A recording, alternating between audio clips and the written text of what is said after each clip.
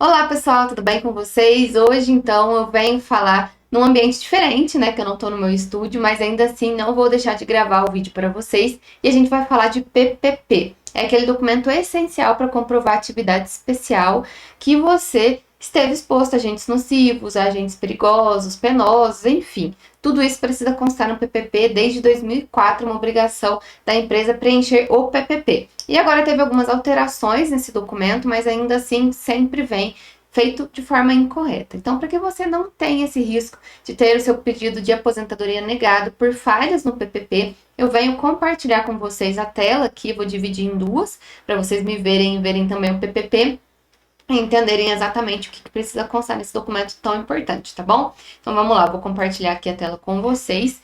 Esse aqui, então, é o PPP e é o documento mais importante que a gente precisa levar em consideração. E olha só o que você precisa de informação aqui. Consta CNPJ do domicílio tributário, que é a empresa, né, o SEI, o CPF, para quem você teve vinculado. O nome dessa empresa, o CNAE, que é o Código Nacional ali de informações que a Receita Federal usa para fins de tributação, o seu nome, ou do seu cliente, né, se você for advogado, essas questões aqui de setor que a pessoa trabalhou, o CPF, a data de nascimento, sexo, essas coisas são todas bastante básicas, né? Qualquer pessoa consegue preencher o PPP nesse sentido aqui. A matrícula, se houver, a data de admissão e o regime de revezamento também, se houver. Então, essas informações aqui, elas são básicas. Você conseguiria, você mesmo preencher o seu PPP, a empresa, a contabilidade, qualquer um. O único problema são as outras informações. Por quê? Essas outras informações, elas precisam ser preenchidas com base em alguém que teve o conhecimento técnico de ir lá e fazer a medição, analisar o ambiente de trabalho. Então, o PPP, apesar de poder ser preenchido pelo empregador, né, por qualquer pessoa, inclusive, na verdade, ele é baseado, né, no LTCAT, no PPRA, esses outros documentos que precisa ter sido um técnico de segurança, um médico de trabalho, ou um engenheiro de trabalho para ter ido avaliar o ambiente de trabalho lá atrás, quando você trabalhou para essa empresa, e a partir daí que se preenche o PPP. Então, na verdade, aquela informação de que quem deve assinar o PPP precisa ser um técnico de segurança, um engenheiro ou um médico de trabalho, na verdade, não é verdadeira. Quem assina o PPP é a empresa, vou mostrar para vocês ali no final. A empresa ou algum representante dessa empresa. Se o representante da empresa for o técnico de segurança, por exemplo, e ele tiver procuração para isso, ele pode sim assinar. Então, é a empresa, o empresário, né, o dono da empresa, ou quem ele deu poderes para isso. Fora isso, se tiver assinado só pelo técnico de segurança ou por engenheiro e ele não tiver a procuração do dono da empresa, seu PPP não vai ser aceito. E agora, quem é obrigado, né, que precisa ser feito por um técnico de segurança, um engenheiro ou um médico do trabalho, é o LTCAT ou o PPRA. Então, esses documentos, né, que são os laudos, enfim, que foram produzidos, que foi medido, que foi avaliado o mês de trabalho, precisa ter sido feito por alguém com capacidade técnica. Agora, o PPP não. E olha só por que isso é importante. A CAT, que é a comunicação de acidente de trabalho, se houve, precisa constar aqui também. E aqui no campo 13.1, consta o período que você trabalhou, CNPJ, SEI, o setor, o cargo, a função, o CBO e a GFIP. Aqui precisa constar todas as vezes que você mudou de cargo, todas as vezes que o setor mudou de setor, foi para o setor 1, setor 2, todas as vezes que você saiu de operador 1 e foi para o operador 2, por exemplo, precisa constar aqui nesses campos, né, de cargo, função, CBO e o código da GFIP. O código da GFIP existe um código dentro das informações que a empresa manda para a Receita e para a Caixa, que é através da GFIP, CFIP, que demonstra se você exerceu atividade especial. Então, a empresa paga um imposto a mais por isso. E o código da GFIP vai de 1 a 4. Então, pode ser aí que não pode ficar em branco, né? Precisa constar a informação. Se teve uma exposição a agentes nocivos, vai ser um código. Se não teve, outro código. Se a empresa é isenta de colocar essa informação, na verdade, precisa sempre ter o PPP, algum código aqui, não pode ficar em branco, tá bom? Mais para baixo aqui tem a profissiografia, campo 14. Aqui é essencial constar exatamente o que você fez. E toma cuidado que às vezes a empresa escreve um monte de coisa que você não fez e aí o INSS deixa de considerar a sua atividade como atividade nociva porque não tem habitualidade de permanência. Então, por exemplo, você trabalha exposto a agentes biológicos. Vamos dizer que você trabalha num hospital. E aí a empresa coloca que esse trabalho ali tem contato com sangue, com seringas, com agentes nocivos, de agentes biológicos mesmo, né, protozoários, vírus, enfim, depende da função.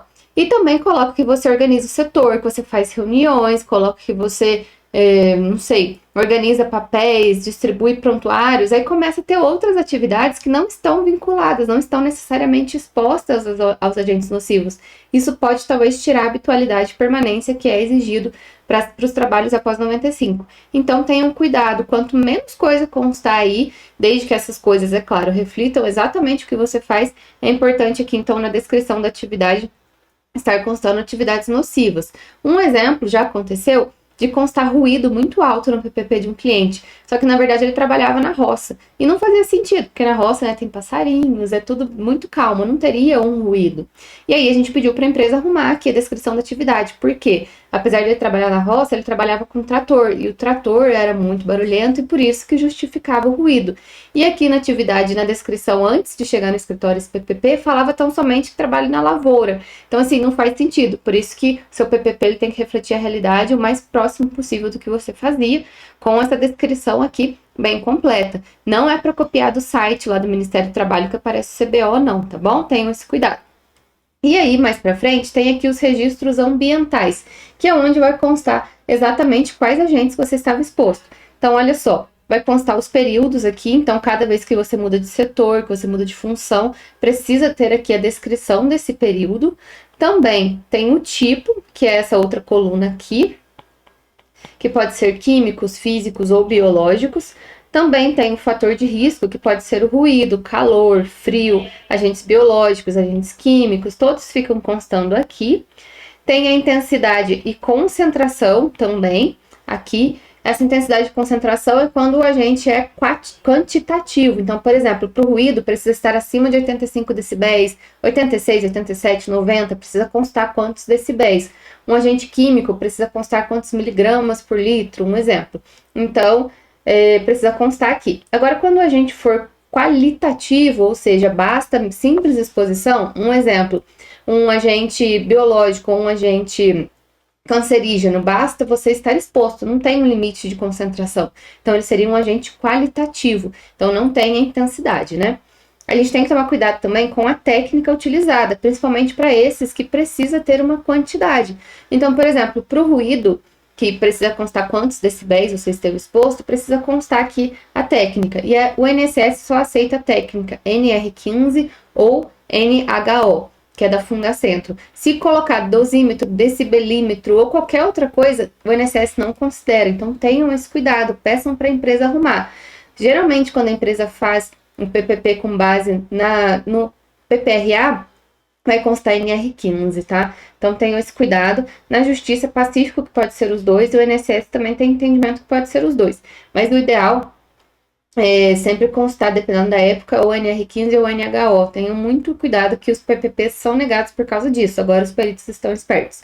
Algum tempo atrás, às vezes constava só dosímetro, decibelímetro, o perito aceitava, mas talvez ele não tinha um conhecimento, né? Ele aceitava porque ele só olhava o ruído. Mas é expresso essa questão da INSS, está na própria Instrução Normativa 128, que tem que ser um dos dois. Aqui também, olha, consta EPC, que é o equipamento de proteção coletiva, e o EPI, que é o equipamento de proteção individual. O INSS quer saber se ele era eficaz ou não. Então, existem agentes nocivos que você pode estar exposto, mas que o EPI te protege. E aí, né, se você está protegido, não tem atividade especial. Exceto para o ruído, por exemplo, que já está pacífico a decisão de que o ruído não protege, o EPI não protege o trabalhador por causa do ruído, então tem que constar o ruído do ambiente do trabalho, sem atenuação de EPI, sem nada. Então, a gente tem que ter cuidado que o EPI, ainda que conste aqui para o ruído, não vai ser considerado, né, uma proteção.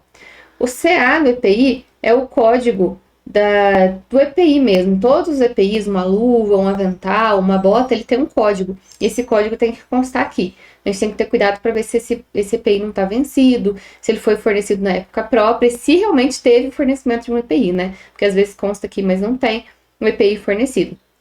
Agora, essas outras linhas aqui, né, na verdade, colunas, medida de proteção, condição de funcionamento do EPI, prazo de validade, periodicidade e a higienização, coisa nova que apareceu no PPP. Antes não tinha esse campo. Então é importante a gente avaliar aqui, por exemplo, o prazo de validade. Se ele estava vencido quando foi fornecido para o trabalhador, ele não protegeu o trabalhador, né? Então a gente tem que ter cuidado quanto a isso.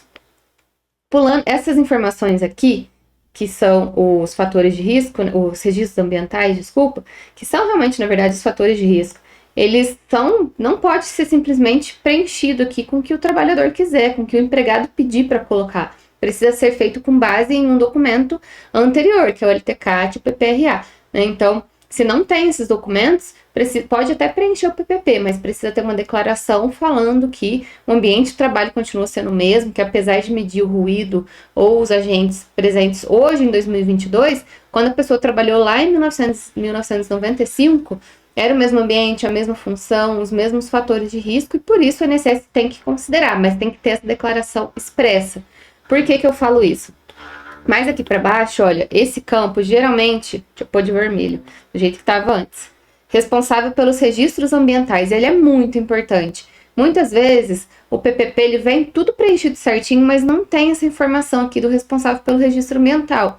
E isso invalida o PPP. Por quê? Tá vendo aqui que tem o período, tem o CPF de quem fez a medição, o registro do conselho de classe e o nome do profissional. Então lembra no começo do vídeo que eu falei que a pessoa precisa ser técnico de segurança, engenheiro, trabalho, médico do trabalho para conseguir fazer um PPP, um LTK, um PPRA ou um LTCAT, e com base nele que a gente preenche o PPP. Então aqui, nesse campo aqui, é onde vai constar da onde você tirou as informações do PPP. Então se não tem um responsável que avaliou o PPP lá atrás, se não tem não teve essa medição, né, do ruído, como que você preencheu o PPP? Então esse campo 16 é essencial.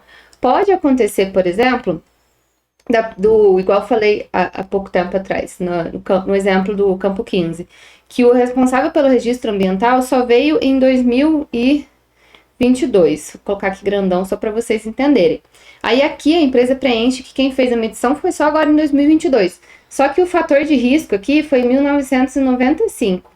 Como que a gente vai comprovar que esse período de 2022 é o mesmo lá de 1995?